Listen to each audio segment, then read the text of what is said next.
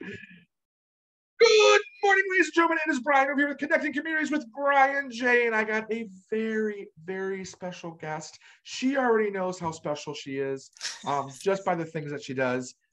Jennifer, how are you? I'm really well, Brian.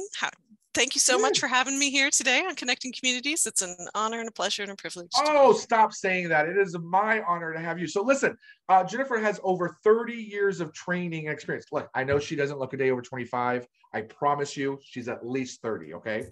Jennifer's actually going to bring an extensive repertoire of tools and techniques to each session. But here's my favorite part. If you ever ask her how she works, she's going to tell you, just listen. Just listen, right? Powerful words, right, Jennifer? Very powerful words, very powerful. So why don't you tell us all the things that you do, right? You do mystic specialization. You have, you're a Reiki, is it Reiki? Reiki. Reiki master, energy healer. What is a soul midwife? So I am a soul midwife, and this is a title that my teachers in the other world, in spirit and soul, and the world of soul, have gifted to me and placed upon me. I am a healer. I'm a spiritual consultant, and I help people, souls, in their journey through life, whether it's an issue of physical healing, an issue of emotional healing, if it's that they need assistance, manifesting through their spiritual practice, working through a difficult space within their own connection with the divine, or they're just looking for wisdom or guidance through some kind of reading session, an intuitive reading session, or if there's a message that needs to be delivered from a loved one who has departed. If someone who is still here on this side of the veil is going through a difficult time and there's a loved one from the other side who has a message that could help them, I can also do that kind of mediumship work to bring that message through. I really think of myself as an interpreter. I speak your language and I speak the language of spirit, and I just help the two of you connect. Even in my healing work, like you said, I'm a Reiki master and an energy healer. I also work with acupuncture and Chinese herbology as a Chinese medicine practitioner. And I help your mind, body, and soul communicate again and get on the same page again so that you can all pull together and work together. Take that static, that white noise of discord and disharmony out of your energy field, out of that beautiful vibrational being that is you, so that song, that sacred song of who you are meant to be in this lifetime, can sing out more clearly and shine its light more fully. I love that. I love that. Tell us about, and I could be mispronouncing this, so I apologize in advance. No worries. The Shamanic Druid Priestess? I am a shamanic druid priestess, yes. What is that? So yeah, that's a great question. So shamanism is an earth-based spirituality. It's part of the mystical practices that exist in this world. It's about as old as humankind. Every culture that has existed has its own shamanic practice or its own way of engaging with the divine. Most people are familiar with North American First Nations, the medicine man, but there's also Hawaiian shamanism, the Huna traditions. There's Etruscan shamanism, there's Norse shamanism, there's Greek shamanism, there's Slavic shamanism, and there's Celtic shamanism, which is where that's kind of my wheelhouse, if you will. So I'm also a druid. I hold druid level training within the IDO, the Invisible Druid Order, and I'm an Ovate level within the Order of Bards, Ovates, and Druids, so the Druids were the mystical community or profession, if you will, within the Celtic tribes. They were the seers and the healers. They were also the lawyers and the consultants to kings, right? They were the ones who read the signs, who carried messages back and forth from the world of spirit, the world of soul, to the physical world, and from the physical world to the world of spirit and the world of soul. And so I do consider myself a druid. I work very much within the Celtic tradition, within that pantheon, and within that framework of understanding of the universe and the world around us. Although I've studied many other traditions as well. Okay, wow. So on top of all this, not only are you a published poet and author, but you're an award-winning published poet and author. Here's my string to fame. What is that? Here's how my fame started. I was probably 15 years old, and I wrote this poem in 7th grade for Black History Month that they told me was good. Okay. It really isn't. It's so bad. But I remember having this company reach out to me and go, we want to promote this, we want to publish this. And I remember being so excited, right? Because here I am, this 15-year-old that wants to be published. So fast forward, no, my mom wouldn't do it because it was like $200 and we got the book and stuff. So you fast forward, so I was 15, 1992, fast forward to like 1997. I am 20-ish years of age. My fiance at the time and I are sitting there watching Dateline, and we see this, this, you know where I'm going with this, right? You see this company that wanted to publish me. Can you say defeated? I remember feeling horrible at 22 or however I was age at that point, seeing this, going, I can't believe they were going to just scam me. It was a great poem. It really wasn't. Okay, let me just tell you that. It really wasn't. But okay, now some of that might be hindsight, and you might be being overly hard. You know, as a poet, I look back at things that I wrote, 20 years ago, because I've been writing since I was a kid, and I go, oh my gosh, what was I thinking? But, at that moment in time, that was a beautiful way of bringing words and images, together in this poem. And so for me at that moment, as a 15-year-old, what you can do with the language is not on the same level as what you can possibly do with it as a 30-year-old, right? So your skill set then, for what you had at that moment, I bet it was a really fabulous poem. No. I'm trying, Brian. You're supposed to work with me. That. I think that is an amazing analogy or thought process. I'm a firm believer as well that should and can equate to love. So what do I mean by that? That means when I was 15 years old and I loved this individual, she was it and all of that. I remember my mom saying, you don't love her. And I felt so defeated in that because I'm like, I do love her. Now, being a 40-something-year-old divorced gentleman, I can see that wasn't love, right? But it was as much love as I knew at 15. It was my love, right? It might not have been the proper love or the long-term love, whatever terminology you want to put there, but it's all I knew at 15, and it was everything. And I think all of those things in life, especially when it comes to emotions, really should be valued. They're sacred. I tell my son all the time, he's 11, and he will cry. Like, he cries, I cry. I really don't. I wish I could, but I've only cried twice in the last 2 years over situations, but I'm not a crier. It has to get to that point. But I tell him, listen, we are the house of Roush. We ain't afraid of no emotions. I think people should be able to cry just like we expect people to be able to laugh. Absolutely. It's just an emotion, but it makes them uncomfortable. That's the situation.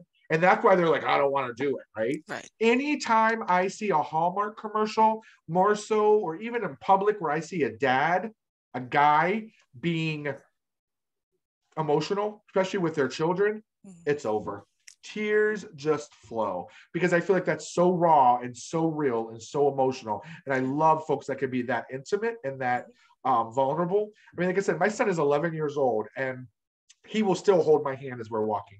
That's fantastic. Right? He still tells me he says I Lucy you because in text one day he wrote Lucy instead of love. So that's our fun thing now is I Lucy you. Here I am thinking I love Lucy with a big old heart. Right? So, okay, that just dated me. I really have been in practice 30 years. But I think it's all about those things of being secure with your emotions, being open to things. And I think a lot of the things that you do all starts in the mind, being open to be able to affect the body and the soul. Yeah. Would you agree or disagree? Absolutely. The mind has to be open. You have to be willing to allow the emotion to flow through. You have to be willing to allow yourself to consider and to look at things differently than you may have before or that you were raised to do.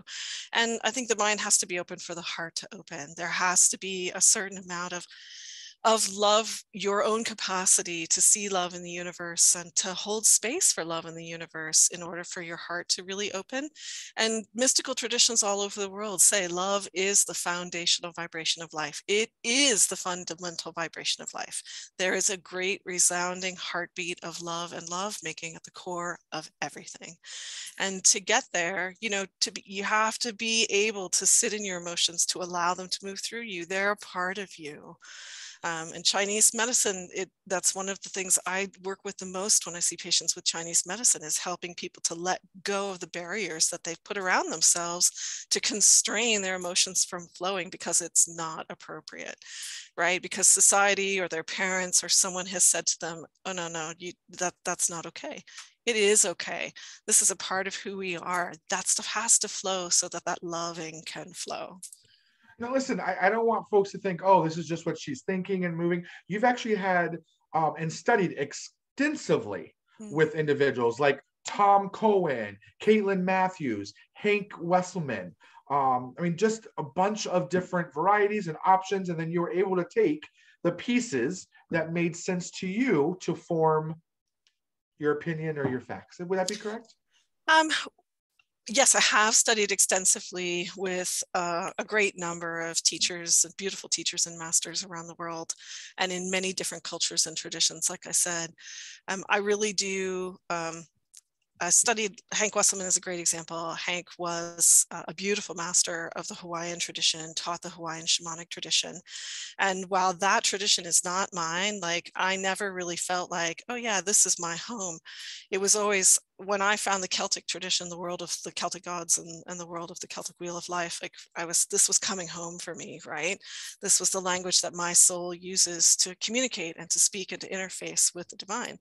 So, but working with Hank also helped me to see things because they have a different way of languaging, they have a different way of engaging with the universe, that helped me to look and go, oh, that's that thing that I've been trying to learn, right? It's like you go to a different culture and you live in another city, you live in another culture, you learn another language, and you suddenly realize things about your own culture and your own language that you've never seen before. So I don't really consider myself a piecemeal kind of girl. Okay. Although I've learned from these different traditions, and so I understand them and appreciate them, and I can interface with them and work with them. I am really truly a practitioner of the Celtic mysteries and mysticism. Yeah. Which is But one of the books that you wrote. Going back to the award-winning author, we have the Celtic Mysticism, A Year and a Day, and then yes, we have Bree McLeod's. Bree McLeod. Okay. Mhm. Um, I was it's It's okay. looking at it. It looks like McLeod now. It's okay. Which Gaelic is is a actually being tough here, coming language. home, and the Blade. So why don't you tell us about those two pieces? Yeah, so Bree McLeod, I write the story of Bree McLeod. She's a modern day shaman of Irish and Scottish lineages, right? They say, write what you know. I wrote what I know. Right. And so the books are each standalone. They each take a metaphysical concept and explore them through story, but they also form a series, right? So like you said, there are 3 books, Being Here, Coming Home, and then The Chalice and the Blade. And the 4th book, Thresholds, is currently being written. Okay. And so Bree McLeod and all of the cast of characters, they're fictional. These aren't people who actually exist. But the tradition that is depicted in the books, all of the practices that are depicted in the books, these are real. You can take these practices and work with them. In fact, I've met people at different book fairs and events, and when I've gone and spoken, who have come up to me and said, I took that out of your book and I use it all the time now. I'm like, great, that's exactly why I wrote them. They really are designed just to be a good read if that's what you want, but also for anyone who is on a spiritual, mystical, pathway and is looking for new ideas, right? Some inspiration and maybe some techniques that they wouldn't have encountered otherwise. They can pull them out of these books as well. And the Wow. Year and a Day book is actually, that's nonfiction. And that really looks at the Celtic wheel of life and then walks you through it. And it has practices that walk you month by month through the wheel of the year and allows you to engage with those energies in real time. Okay. So I see these two books, but what I'm not seeing is anything that's focusing on your poetry. My poetry is not in print currently. Most of my poetry, I don't have a chapbook that's in print, put it that way. I had two little chapbooks that came out back in the early 90s, but most of my poetry has appeared lately, at least, in like magazines, in a couple of different calendars, some moon calendars and things. Just individual pieces. I haven't been focusing on my poetry as much since I've been working with fiction and nonfiction as well. Listen, it's easy to do a copy and paste when you have all the materials. You Yes, it need to is. publish a poetry book that we can sit at the coffee shop. As a marketing guy, it's a great way to target an audience that you normally wouldn't be able to target, right? Fair That enough. may still be interested. Fair enough. Plus, it's good work. It So is. do it. I will put it on the list. I have my own imprint, so I can certainly do that for myself. Yeah. So. I always tell people, especially with for blogs and so forth, you have all this material, now do something with it. Well, my poetry is on my blog. On my blog through shamanseyes.wordpress.com. You can find my poetry. It is there. That is that's how I know it's good, because I went and dove into it. With that being said, there's a lot of different ways to connect with Jennifer. They will be up above in the link as well. Actually, it's probably down below. No, it's up above, depending on what platform you're going to be on. You can actually see her through shannonseyes.wordpress.com, Circle of Healing, Jennifer Lynn Originals, on Spotify. You name it, it's all going to be over there for us. What platforms are you on, social media-wise, Jennifer? So social media wise, I'm on Facebook. I have Through Shaman's Eyes on Facebook, as well as my Jennifer Lynn Spiritual Consultants, those two different pages. Gotcha. The Through Shaman's Eyes focuses more on my shamanic work, my mystical teaching, and the Spiritual Consultant, Jennifer Lynn Spiritual Consultant, is more of my healing and spiritual consulting practice. Okay. And then I'm on YouTube as well, Through Shaman's Eyes with Jennifer Lynn. I have I have a vlog that I've done with some of my soul healing. I have a group of allies who use singing and sound for healing, and I will periodically record a brief soul song blessing that I post up there. And I've also just started a new vlog. It's not up yet, but it will be coming out in the next few weeks, about a new practice that I have ongoing, where I'm communicating with some of my descendants and bringing back some of their questions for us and their insights and inspiration for us here, being at the beginning of a new galactic year, so that we can be better ancestors for our descendants. I love your energy. Love your energy. For folks who don't know, here's a really quick, funny story. Other than the fact of, I'm not even going to bring it up, but we're going to a different funny story. Jennifer and I knew each other through H&P, Happy Neighborhood Project, amazing organization to really branch out yourself, especially keeping yourselves non-local. And we met 3 or 4 times and decided to actually have that one-on-one, but Jennifer would not meet with me. No, she would not, because it was not the right time.